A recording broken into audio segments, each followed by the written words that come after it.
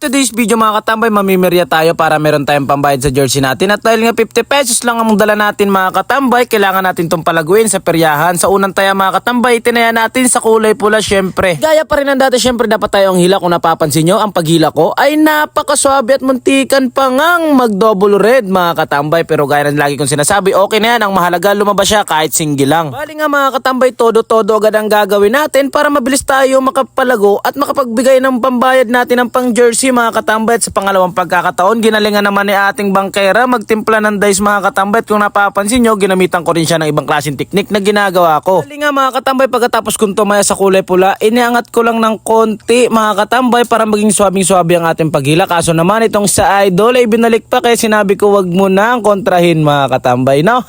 Bali dito mga katambay, kulay pula ang ating magiging guide, kaya kulay pula ang ating tatayan. And syempre gaya pa rin dati sa swabing-swabing paghila mga katambay. Pagkatapos ng tumaya ng lahat at pagkatapos ng pukpok ni ate ay hinila ko na ng napakadahan-dahan lang mga katambay. At ayun nga, lumabas na ang kulay pula syempre. Dahil doon mga katambay, sa paglabas ng kulay pula ay meron na tayong pampatak sa jersey na 200 pesos mga katambay. Okay na to, hindi ko na isusugal. Yun lang muna.